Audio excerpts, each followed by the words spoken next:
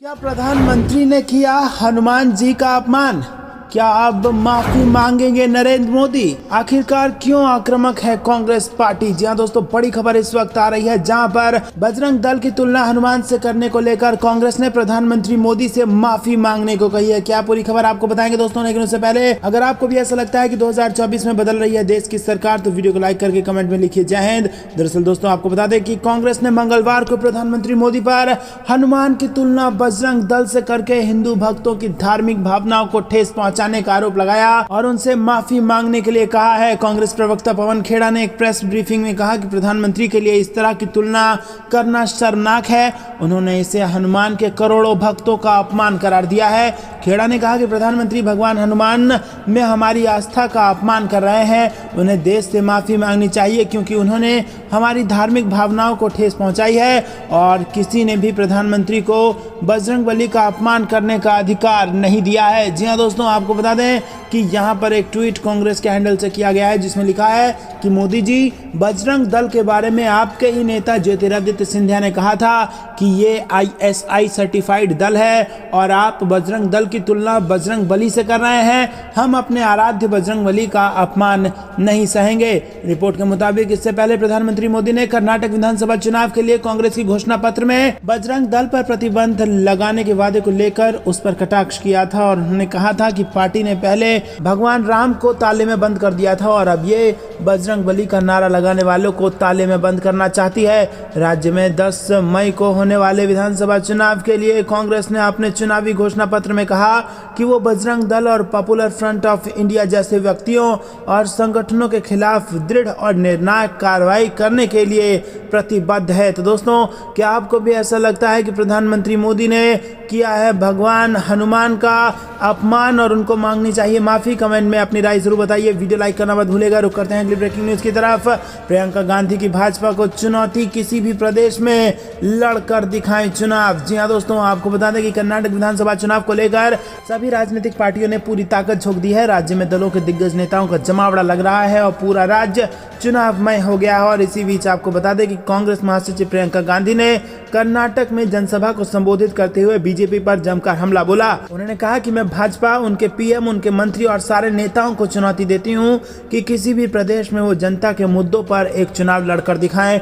एक ऐसा चुनाव लड़ें जिसमें वो ना अतीत की बात करें न जनता को लड़ाने की बात करें। उन्होंने कर्नाटक में 3.5 वर्ष सरकार चलाई है और अब आपके सामने मुंह दिखाने लायक नहीं है। आपको बता दें कि इस बार कर्नाटक के विधानसभा चुनाव में भगवान शंकर के बाद बजरंग बली जी की भी एंट्री हो गई है और कांग्रेस ने घोषणा पत्र जारी करके राज्य में बजरंग दल पर बैन लगाने की बात कही है।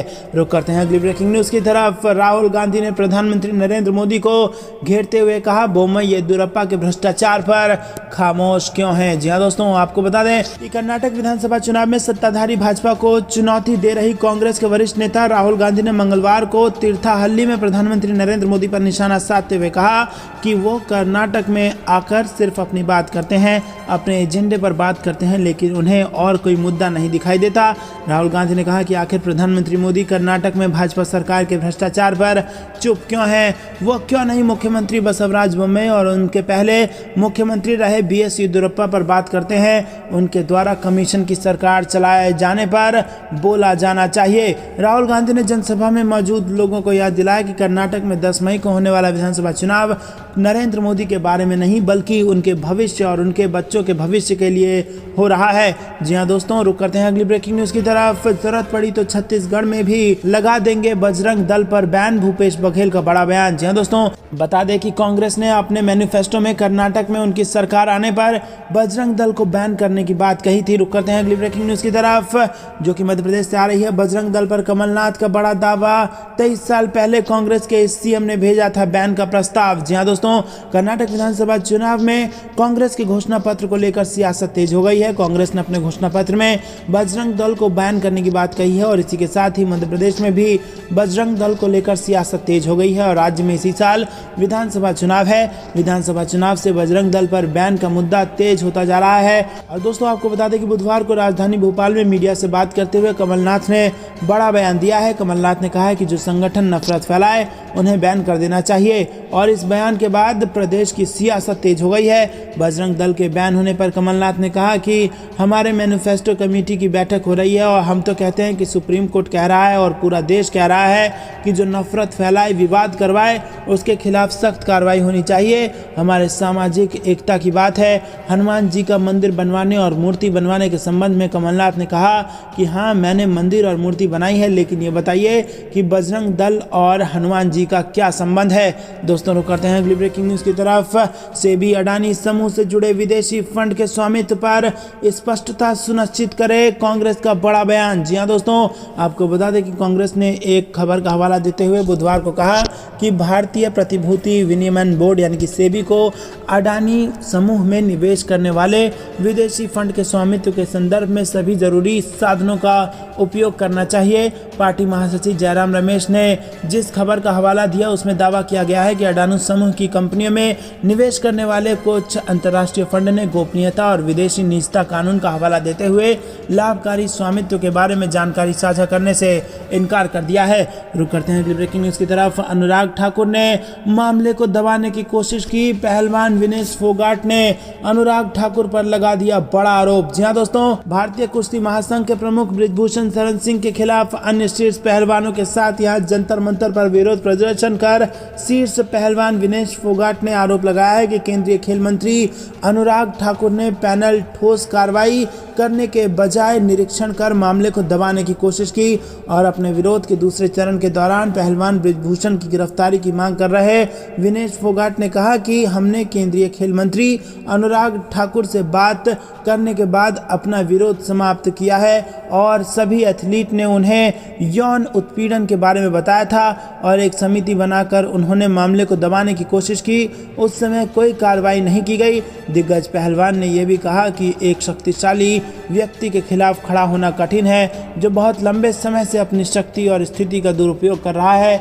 ओलंपियन ने आगे खुलासा किया कि पहली बार जंतर मंतर पर अपना विरोध शुरू करने से पहले पहलवानों ने एक अधिकारी से मुलाकात की थी, लेकिन कोई कार्रवाई नहीं हुई। दोस्तों, वहीं आगे विनेश ने कहा कि जंतर मंतर पर बैठने से 3-4 महीने पहले हम एक अधिकारी से मिले थे और हमने उन्हें सब कुछ बताया था कि कैसे महिला एथलीटों का यौन उत्पीड़न और मानसिक रूप से प्रताड़ित उनको किया जा रहा है। जब कोई कार्रवाई नहीं की गई तब हम धरने पर बैठ गए। रुक करते हैं अगली ब्रेकिंग न्यूज़ की तरफ। संजय सिंह का दावा, शराब घोटाले में नाम जोड़ने पर ईडी ने जताया खेद, मिली है चिट्ठी। जी हाँ दोस्तों, शराब घोटाले की चार्जशीट में प्रवर्तन निदेशालय से एक गलती हो गई है, इस बात का दावा किया गया है आम आदमी पार्टी के नेता संजय सिंह द्वारा। और संजय सिंह ने दावा किया है कि प्रवर्तन निदेशालय ने इस संबंध में उन्हें चिट्ठी लिखकर अपना खेद जताया है। दरअसल आम आदमी पार्टी के नेता संजय सिंह ने वित्त सचिव को एक खत लिखा था और कहा था कि उन्हें ईडी के डायरेक्टर और एक अन्य अधिकारी पर मुकदमा चलाने का आदेश दिया जाए। ईडी इस मामले में मनी लॉन्ड्रिंग के एंगल से जांच कर रही है, जिसके बाद अब संजय सिंह ने दावा किया है कि उन्हें खत लिखकर कहा गया है कि शराब घोटाले की चार्जशीट में उनका नाम गलती से जुड़ गया था और ईडी ने संजय सिंह के सामने खेद जताया है। आम आदमी पार्टी सांसद संजय सिंह का दावा है कि ईडी ने उन्हें जो चिट्ठी लिखी है उसमें कहा है कि गलती से उनका नाम ईडी की चार्जशीट में जुड़ गया था।